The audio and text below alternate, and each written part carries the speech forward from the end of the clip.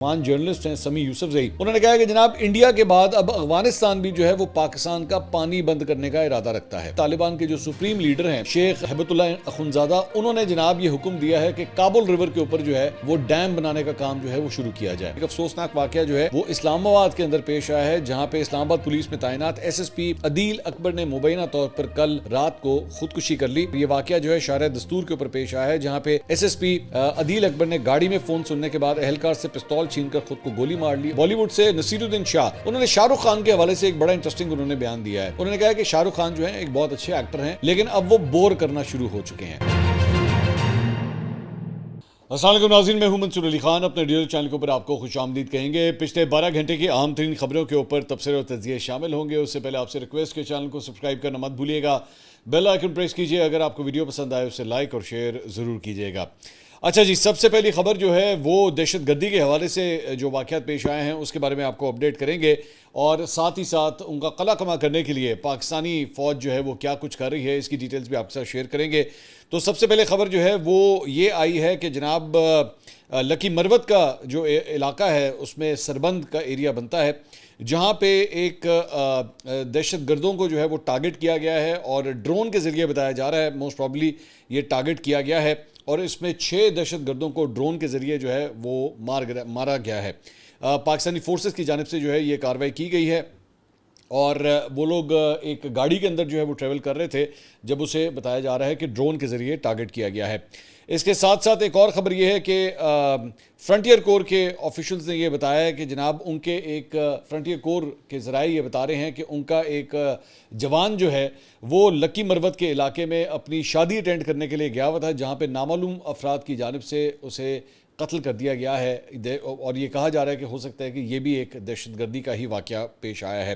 اس کے علاوہ خیبر پختونخوا کے ضلع ٹانک میں نامعلوم افراد نے لڑکیوں کے ایک اسکول کو جناب بم سے اڑا دیا۔ ضلع ٹانک کے علاقے سیال گل کورونا میں واقع گاؤں گرابڈا میں قائم 9 تعمیر شدہ گورنمنٹ گرلز پرائمری اسکول کو نامعلوم افراد نے ٹائم ڈیوائس بم سے جو ہے وہ اڑا دیا۔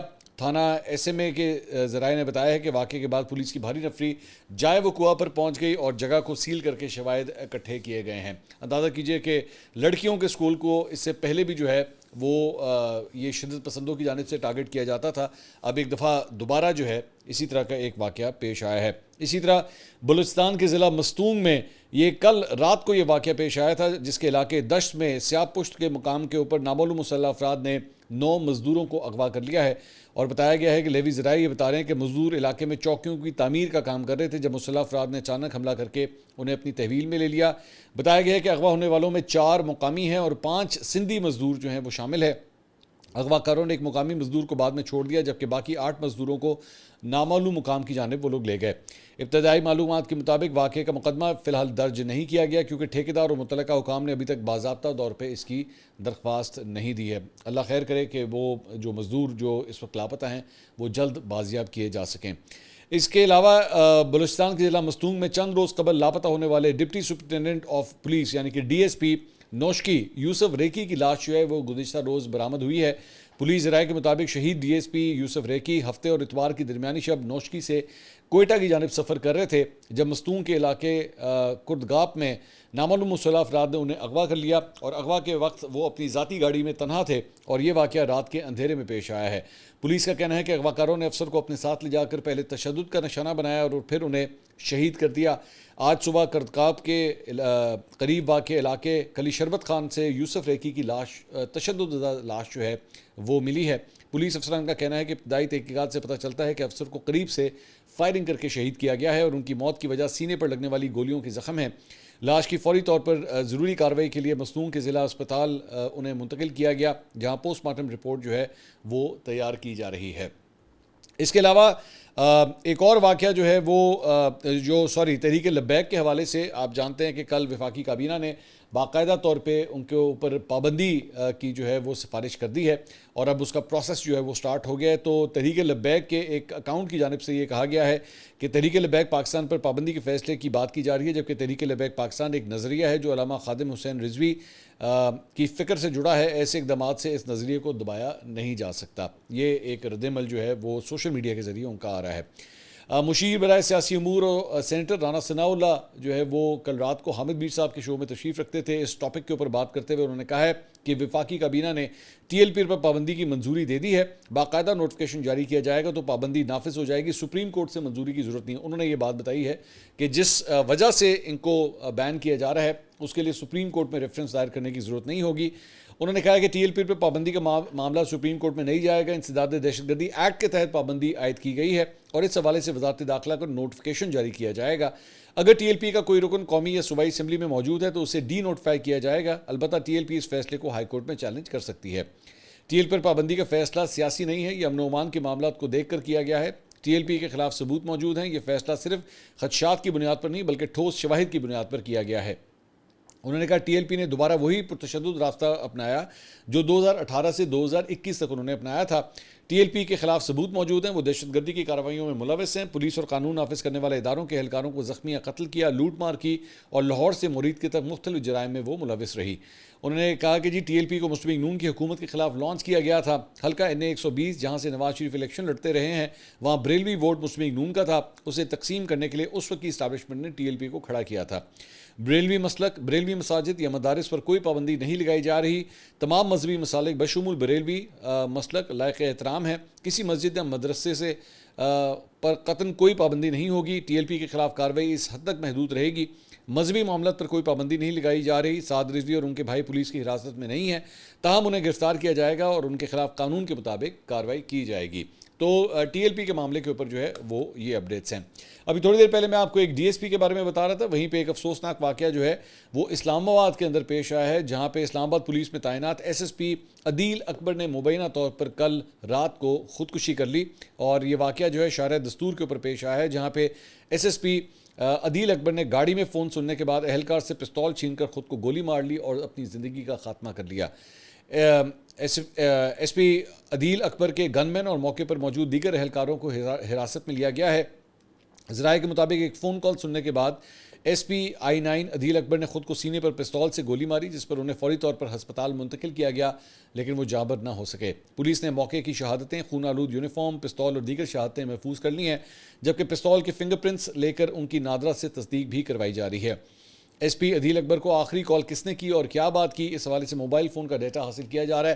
آخری اطلاعات کے مطابق ان کا موبائل فون چونکہ لاک تھا, اس کو فورینزک کے لیے جو ہے وہ بھیجا گیا اور کوشش کی جائے گی لاک کھول کے جو ہے اس کا ڈیٹا نکالا جا سکے. اب بالکل بتایا گیا ہے کہ وہ بالکل فرسٹ کلاس ڈیوٹی کر رہے تھے, کوئی ایسی پرابلم نہیں تھی, لیکن ابھی تک یہ ڈیٹیل نہیں پتہ لگ سکی آخر وہ فون کال کس کی تھی جس کی وجہ سے یہ واقعہ جو ہے وہ پیش آیا ہے. ادھر عدیل اکبر کی نماز جنازہ جو ہے وہ پولیس لائنز میں ادا کر دی گئی ہے. چند میڈیا رپورٹرز کے مطابق وہاں پہ جب میڈیا کوریج کے لیے پہنچا تو ان کو اندر نہیں جانے دیا گیا اور یہ کہا گیا کہ جناب میڈیا یہاں پہ الاؤڈ نہیں ہے. وی نیوز نے اس کے اوپر جو ہے وہ ایک رپورٹ شیئر کی ہے, وہ میں آپ کے ساتھ شیئر کرنا چاہوں گا. خودکشی کی جو وجوہات معلوم کرنے کی جو کوشش کی جا رہی ہے اس میں بتایا جا رہا ہے کہ گزشتہ کئی دنوں سے وہ بڑے شدید بیمار تھے اور چھٹی کی درخواست بھی انہوں نے دے رکھی تھی مگر یہ درخواست منظور نہیں کی جا رہی تھی. علاوہ ازیں اسلام آباد پولیس کے بعض اعلیٰ افسران کے رویے سے بھی بتایا جا رہا ہے کہ وہ ناخوش تھے. ایس پی عدیل اکبر کے قریبی ذرائع نے وی نیوز کو بتایا کہ وہ ڈینگی بخار میں مبتلا تھے اور 3 دن سے طبیعت کی خرابی کے باعث جو ہے وہ چھٹی لینا چاہتے تھے, تاہم اجازت نہ ملنے پر وہ شدید بخار کے باوجود ڈیوٹی انجام دے رہے تھے. ذرائع کے مطابق وہ اعلیٰ حکام کے رویے اور رات گئے تک جاری رہنے والی میٹنگ سے بھی نالاں تھے, جو کبھی 12 بجے کبھی رات کو 2 بجے تک جو ہے وہ جاری رہتی تھیں. عدیل اکبر نے سی ایس ایس 43ویں کامن میں امتحان پاس کر کے آفس مینجمنٹ گروپ کا انتخاب کیا تھا, لیکن پولیس سروس کا انہیں شوق تھا اور دوبارہ انہوں نے امتحان دیے. انہوں نے 46ویں کامن میں نمایاں کارکردگی دکھاتے ہوئے پولیس سروس میں شمولیت اختیار کی. اپنے کیریئر کے دوران وہ S P Quetta, S P زیارت اور ایس پی یوب کے عہدے کے اوپر جو ہے وہ خدمات انجام دے چکے تھے. رواں سال اگست سے وہ اسلام آباد میں بطور ایس پی انڈسٹریل ایریا تعینات تھے. ان کی پروموشن 2 سال قبل ہونا تھی مگر ان کے خلاف ایک محکمانہ انکوائری جو ہے وہ 2 سال سے چل رہی تھی اور 2 سال کی انکوائری کے بعد انہیں جو ہے وہ بے قصور قرار دیا گیا تھا. عدیل اکبر نے امریکہ میں ماسٹرز کے لیے اسکالرشپ کے لیے بھی درخواست دے رکھی تھی اور آج ہی ان کی اسکالرشپ کی منظوری کا خط بھی جو ہے وہ موصول ہوا تھا. عدیل اکبر کا تعلق گجرانوالہ سے تھا, وہ شادی شدہ تھے اور ان کی 2 سال کی ایک بیٹی بھی ہے. تو اس سے پہلے اسلام آباد پولیس نے ایس پی عدیل اکبر سے متعلق ایک ٹویٹ بھی کیا تھا، اور ایس پی انڈسٹریل ایریا جس میں وہ لکھا ہوا تھا G S P industrial area zone Adeel Akbar نے حاجی کیمپ کا دورہ کیا، ڈیوٹی پر مامور افسران سے ملاقات کی، سیکورٹی انتظامات کا جائزہ لیا اور ڈیوٹی پر الرٹ رہنے کی انہوں نے ہدایت جاری کی۔ بڑی افسوسناک بات ہے کہ ایک اتنا senior officer and I am pretty sure بڑے کمپٹنٹ ہوں گے وہ، کیونکہ ظاہری بات ہے آپ ایس پی کے لیول تک اگر پہنچے ہیں تو آپ کے اندر کوئی نہ کوئی ایسی کوالٹی ہے کہ آپ وہاں تک پہنچے ہیں۔ اب ان کو کیا کوئی ڈپریشن تھا، ورک لوڈ تھا، یا کیا وجوہات تھیں کہ جس کی وجہ سے یہ صورتحال ہوئی؟ اور میں آپ کو بتاؤں کہ یہ ہمارے یہاں پہ جو پولیس کا محکمہ ہے نا، اس کے اندر بہت سویر قسم کے پریشرز ہوتے ہیں، جان کا خطرہ تو ہوتا ہی ہوتا ہے، اوبیسلی پولیس ورک ہی اس قسم کا ہے، لیکن ان کی ڈیوٹی آورز، ان کی ٹائمنگز اور جو ورک لوڈ مینجمنٹ ہے وہ بہت ہی کمپلیکیٹڈ ہے، جس کی وجہ سے جو ہے وہ اکثر اوقات یہ بتایا جاتا ہے کہ پولیس کے کئی اہلکار جو ہیں وہ ڈپریشن کا بھی شکار رہتے ہیں۔ اس کے علاوہ جناب افغانستان سے ایک خبر جو ہے میں شیئر کرنا چاہوں گا دیگر خبروں کی طرف جانے سے پہلے، اور یہ ایک ٹویٹ ہے جو میں آپ کے ساتھ شیئر کرنا چاہوں گا۔ یہ افغان جرنلسٹ ہیں سمی یوسف زئی، انہوں نے کہا ہے کہ جناب انڈیا کے بعد اب افغانستان بھی جو ہے وہ پاکستان کا پانی بند کرنے کا ارادہ رکھتا ہے، اور انہوں نے ایک خبر شیئر کی ہے۔ انہوں نے کہا جی یہ مہاجر فراہی یہ وہاں کے ڈپٹی منسٹر فار انفارمیشن ہے، اور انہوں نے ٹویٹ کیا ہے کہ ان کی ministry of water and energy نے کہا ہے کہ جی طالبان کے جو سپریم لیڈر ہیں شیخ ہیبت اللہ اخنزادہ، انہوں نے جناب یہ حکم دیا ہے کہ کابل ریور کے اوپر جو ہے وہ ڈیم بنانے کا کام جو ہے وہ شروع کیا جائے، اور انہوں نے کہا ہے کہ جی امیر المومنین نے کہا ہے کہ جی اس کے لیے باہر کی فورن فرمز کا انتظار کرنے کی ضرورت نہیں ہے، بلکہ افغان فرمز کو جو ہے وہ اس کا ٹھیکہ دے دیا جائے اور ڈیم کی جو کنسٹرکشن ہے اس کا سلسلہ جو ہے وہ سٹارٹ کیا جائے۔ اچھا ذہن میں رکھیے گا کہ یہ جو کابل ریور ہے یہ فلو کرتا ہے پاکستان کے اندر بھی، اور پاکستان کا ایک بہت بڑا واٹر سورس ہے جو وہ وہاں سے آتا ہے۔ اس سے پہلے بالکل یہ وہی حرکت ہے جو انڈیا کی جانب سے بھی جو ہے وہ کی گئی تھی، اور انڈیا نے جو ہے پاکستان کے ساتھ جو انڈس واٹر ٹریٹی تھی اسے سندھ طاس معاہدہ جو تھا اسے منسوخ کر دیا تھا، اور انہوں نے کہا تھا کہ جی اس کے اوپر اب ہم عمل نہیں کریں گے، اور اب ہماری مرضی، ہم نے جتنا مرضی پانی نکالنا ہوگا ہم نکالیں گے، ہم اس کو اب فالو نہیں کریں گے۔ اور بالکل وہی حرکت جو ہے وہ اب افغانستان کی جانب سے بھی جو ہے وہ کی جا رہی ہے کہ جی کابل کے اوپر جو ہے وہ ہم وہاں پہ ڈیم بنائیں گے۔ اس کے علاوہ ایک اور خبر جو ہے وہ یہ ہے کہ جناب ہم نے آپ کو ڈکی بھائی کے حوالے سے آج سے ایک دن پہلے ایک خبر دی تھی کہ ان کی فیملی کے حوالے سے بتایا جا رہا تھا کہ ان سے جو ہے 1.5 کروڑ روپے کی جو ہے وہ رشوت لی گئی مبینہ طور پہ۔ ان کی اہلیہ کے حوالے سے عروب جتوئی، ان کی عبوری ضمانت کی مدت ختم ہونے کے اوپر جو ہے وہ کل عدالت میں پیش ہوئی۔ عدالت نے سماعت کے دوران عروب جتوئی کی عبوری ضمانت میں 6 نومبر تک توسیع کر دی، اور تفتیشی افسر کو ہدایت کی کہ وہ آئندہ سماعت پر کیس سے متعلق جامع رپورٹ جو ہے وہ عدالت میں پیش کریں۔ اس کے علاوہ جناب ایک اور خبر جو ہے وہ ہے میانمار کی جانب سے۔ میانمار کی فوج کی جانب سے بدنام زمانہ سائبر کرائم کمپاؤنڈز کے خلاف آپریشن شروع کیے جانے کے بعد پاکستانیوں سمیت غیر ملکی فرار ہو کر تھائی لینڈ جو ہے وہ پہنچ گئے ہیں، اور رائٹرز اور AFP کی رپورٹ کے مطابق تھائی فوج نے بتایا کہ 700 غیر ملکی اس وقت تھائی لینڈ پہنچے ہیں، جب میانمار کی فوج نے کے پاک نامی بدنام زمانہ سائبر کرائم کمپاؤنڈ کے خلاف آپریشن جو ہے وہ شروع کیا ہے۔ فوج کے مطابق 677 افراد کو حراست میں لیا گیا ہے، جن میں 618 مرد اور 59 خواتین شامل ہیں جو تاک صوبے میں سرحد عبور کر کے داخل ہوئے تھے۔ بیان میں کہا گیا کہ میانمار کی فوج نے کے پاک پر قبضہ کر لیا ہے اور علاقے کی تلاشی لی جا رہی ہے، جس کے نتیجے میں بڑی تعداد میں لوگ تھائی لینڈ کی طرف بھاگے ہیں۔ تھائی فوج نے بتایا کہ ان افراد کے خلاف قانونی کارروائی اور اسکریننگ کی جا رہی ہے۔ اس میں مزید بتایا گیا ہے کہ یہ گروہ زیادہ تر بھارت اور چین کے شہریوں پر مشتمل ہے، جبکہ کم تعداد میں افراد ویتنام، پاکستان، انڈونیشیا اور دیگر ممالک سے بھی تعلق رکھتے ہیں۔ میانمار کا یہ جو کے پارک ہے یہ بیسیکلی بدنام زمانہ علاقہ ہے جسے بین الاقوامی قانون نافذ کرنے والے ادارے اور سفارتکار سائبر فراڈ کے مرکز کے طور پہ جانتے ہیں۔ اب یہ عام طور پہ یہاں پہ ہوتا کیا تھا، وہ ہوتا یہ تھا کہ یہاں پہ آن لائن جو ہے وہ جابز کے لیے جو ہے وہ اشتہار دیے جاتے تھے، اور لوگ جو ہیں وہ مختلف ممالک سے، جس میں پاکستان بھی شامل ہے، لوگ جو ہیں وہ جابز کے لیے اپلائی کرتے تھے اور وہ سمجھتے تھے کہ جناب بڑی لوکریٹو قسم کی جو ہے وہ جاب آفر ہے۔ یہاں سے وہ لینڈ کرتے تھے تھائی لینڈ، اور تھائی لینڈ کے ایئرپورٹ کے باہر ان کو گاڑی جو ہے وہ لینے آئی ہوتی تھی۔ وہاں سے لوگوں کو جو ہے وہ گاڑی میں بٹھا کے تو میانمار جو ہے وہ شفٹ کر دیتے تھے، اور پھر وہاں سے ان کے گھر والوں کو فون کرتے تھے یہاں پہ پاکستان، اور پاکستان فون کر کے جو ہے تاوان مانگا جاتا تھا۔ بندہ جو ہے وہاں پہ، یا پھر اس کی ویڈیوز بنائی جاتی تھیں جس میں اس کے اوپر تشدد ہو رہا ہوتا تھا، وہ ویڈیوز واٹس ایپ کے ذریعے جو ہے ان کے گھر والوں کو بھیجی جاتی تھی، اور ان سے کہا جاتا تھا جی اتنے $1000 دے دیں، مختلف قسم کی رقوم جو ہے وہ مانگی جاتی تھی، اور یہ کہا جاتا تھا جی اتنے پیسے دے دیں تو پھر بندہ چھوڑیں گے، ورنہ آپ کا بندہ نہیں ہم چھوڑیں گے۔ تو یہ مطلب اغوا برائے توان کا ایک سلسلہ جو ہے، یہ ایک نیٹ ورک پورا جو ہے یہاں پہ کام کر رہا تھا۔ اچھا جی، اس کے علاوہ ایک اور خبر کے مطابق اسپیکر پنجاب اسمبلی نے اپوزیشن کے 3 معطل ارکان کی رکنیت جو ہے وہ دوبارہ بحال کر دی ہے۔ ملک محمد احمد خان جو اسپیکر ہیں پنجاب اسمبلی کے، انہوں نے نوٹیفیکیشن جو ہے جاری کر دیا ہے۔ میاں اعجاز شفیع امتیاز، محمود شیخ اور خالد زبیر نثار، ان کے 15 سیشنز کے لیے جو ہے انہیں معطل کیا گیا تھا۔ تینوں اراکین کو ایوان میں جھگڑے پر ڈپٹی اسپیکر کی جانب سے معطل کیا گیا تھا، اور اس وقت ملک محمد احمد خان بیرون ملک دورے کے اوپر تھے، اور تحریک انصاف کے ارکان نے معطلی کے خلاف ہائی کورٹ سے رجوع کیا تھا، اور میاں اعجاز شفیع امتیاز نے کہا تھا کہ ہم رول نمبر 210 کی معطلی پر اسپیکر کے خلاف عدالت میں کیس جاری رکھیں گے۔ بہرحال اب ان کی رکنیت جو ہے وہ بحال کر دی گئی ہے۔ افغانستان کے حوالے سے ابھی تھوڑی دیر پہلے میں آپ کو خبر دی تھی، ایک اور خبر یہ ہے کہ افغان ٹرانزٹ ٹریڈ کو مرحلہ وار بحال کر دیا گیا ہے، جس کے بعد 300 گاڑیوں کی کلیئرنس کا آغاز کر دیا گیا ہے۔ پاکستان نے افغان طالبان حکومت کے ساتھ دوحہ میں طے پانے والے فوری جنگ بندی معاہدے کے تناظر میں افغان ٹرانزٹ ٹریڈ 10 روز کی معطلی کے بعد مرحلہ وار جو ہے وہ بحال کرنا شروع کر دی ہے۔ 10 روز قبل تقریباً 300 سے زائد گاڑیاں جو ہے وہ مختلف مقامات کے اوپر پھنس گئی تھیں۔ ابتدائی طور پر چمن کے راستے ٹرانزٹ ٹریڈ آپریشن بحال کیا گیا ہے۔ اس سلسلے میں ڈائریکٹوریٹ آف ٹرانزٹ ٹریڈ کی جانب سے ایک تفصیلی حکم نامہ جاری کیا گیا، جس کے مطابق کارگو آپریشن کو 3 مراحل میں مکمل کیا جائے گا۔ حکم نامے میں کہا گیا کہ تمام معمول کے transit trade operation first in first out کی بنیاد کے اوپر بیک لاگ کے کلیئر ہونے کے بعد بحال ہوں گے۔ پہلے مرحلے میں ان 9 گاڑیوں کو کلیئر کیا جائے گا جو فرینڈشپ گیٹ پر سرحد بند ہونے کے باعث واپس بھیجی گئی تھیں۔ ان گاڑیوں کا دوبارہ وزن اور سکیننگ کی جائے گی، اور کسی بھی قسم کی تضاد کی صورت میں 100% جانچ پڑتال کی جائے گی۔ تو آہستہ آہستہ معاملات جو ہیں وہ بارڈر کے اوپر معمول کے اوپر آ رہے ہیں۔ اس کے ساتھ ساتھ پاکستان اور BBC نے رپورٹ کیا ہے کہ پاکستان اور افغانستان کے مابین حالیہ کشیدگی کے بعد دونوں ممالک کے مابین جنگ بندی کا معاہدہ ہو گیا ہے، لیکن سرحد پر آمد و رفت کئی روز گزرنے کے بعد بھی مکمل طور کے اوپر ابھی تک بحال نہیں ہو سکی ہے۔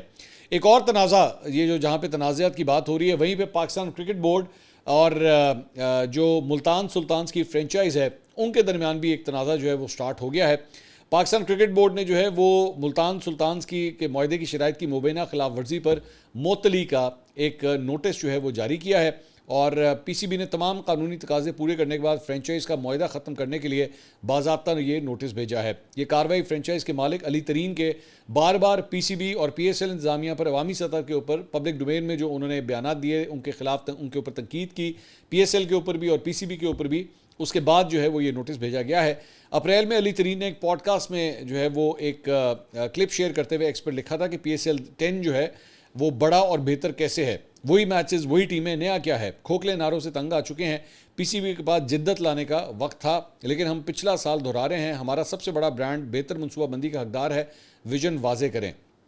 اس بیان پر تنقید کے بعد چند دن کے بعد علی ترین نے وضاحت کرتے ہوئے کہا تھا کہ مجھے PSL سے محبت ہے، یہ پاکستان میں جنم لینے والی کامیابی کی کہانی ہے جسے ہم سب فائدہ اٹھاتے ہیں۔ میری بات منفی نہیں تھی، اس کا مقصد بہتری کے لیے دباؤ ڈالنا تھا۔ سلمان نصیر اور PCB کی ٹیم اپنی پوری کوشش کر رہی ہے، ہمیں بطور مالکان متحد ہو کر لیگ کو بہتر بنانا چاہیے، اب جمود ختم کرنے کا وقت ہے۔ لیکن اس کے باوجود اختلافات PCB کے درمیان اور ملتان سلطان کے درمیان جو ہے وہ بڑھتے گئے، اور جولائی میں علی ترین نے PCB کی جانب سے PSL 10 کی کامیابی پر بنائی گئی ویڈیو پر رد عمل دیتے ہوئے دوبارہ تنقید کی، اور انہوں نے کہا کہ کامیابی آپ مذاق کر رہے ہیں، ٹی وی ریٹنگز کم، سٹیڈیمز خالی، ڈیجیٹل انگیجمنٹ سست، اور ہم جشن منا رہے ہیں۔ PCB جاگ جائے، PSL کو خود پسندی نہیں، بہتر منصوبہ بندی کی ضرورت ہے، وقت سے پہلے ان مسائل کو حل کیا جائے، جس کے بعد PCB کی جانب سے جو ہے ان کو یہ نوٹس جاری کیا گیا۔ اس کے بعد اس جواب میں جو ہے وہ ملتان سلطانز نے بھی PCB کے نوٹس کا جو ہے وہ جواب دے دیا ہے۔ سوشل میڈیا کے اوپر ان کی جانب سے جو بیان جاری کیا گیا اس میں اس نوٹس پر افسوس کا اظہار کیا گیا، اور ملتان سلطانز نے کہا جی علی ترین نے جو بھی بیان دیا ہے وہ PSL کی بہترین مفاد میں دیا ہے۔ انہوں نے ملتان سلطانز کے پلیٹ فارم سے کرکٹ اور نوجوان کرکٹرز کی بہتری کے لیے قابل قدر اقدامات کیے ہیں، جن میں اکیڈمیز کا قیام بھی شامل ہے۔ علی ترین نے ملتان سلطانز میں اربوں روپے کی سرمایہ کاری کی ہے اور ذاتی طور پر 7 ارب روپے کا نقصان بھی اٹھایا ہے۔